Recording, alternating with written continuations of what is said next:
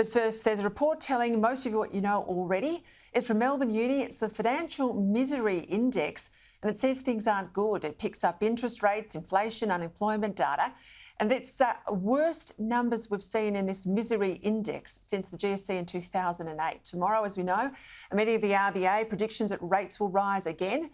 To discuss this and more, former Liberal Minister, Sky News contributor Gary Hargrave, and LNP MP former Minister Keith Pitt. Gents, welcome.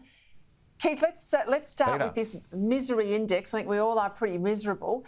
The big retailers already say we're in a retail recession. If rates move tomorrow, you're in a bread and butter sort of electorate. How on earth are people going to cope with more coming out of their take-home pay? Peter, I'm hearing reports of businesses that are down 50% in turnover, and not profit, turnover. And, you know, this is another bucket of misery coming tomorrow if interest rates go up, along with the 25% increase in electricity, increases in food, increases we've seen now for minimum wage of above 8%, inflation pushing back to 7%. It's all bad. You don't need economists to tell you how bad it is.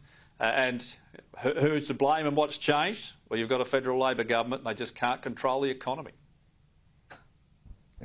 And of course, migration too, Gary. I mean, with your former hat in the Howard government, you worked in this area. We're boosting migration at the very time we can't afford to house people here already.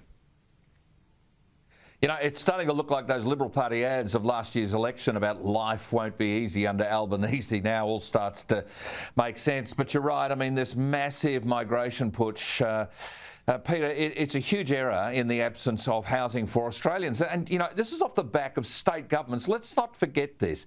State governments pushed back against the Abbott government, pushed back against the Howard government about penalising those who arrived here unlawfully. But they were given first bite at State Housing Commission accommodation. I wonder how many of those are still in those State Housing Commission houses right now. And Australian citizens are sitting waiting for a roof over their head. So, you know, everywhere you turn, you're seeing a government that is hell-bent on hurting all of us and has its hand in our pocket. Peter, misery writ large, and Albo, frankly, should be ashamed of himself, absolutely ashamed of himself. But they love victims, Labor, and they're creating plenty of them right now.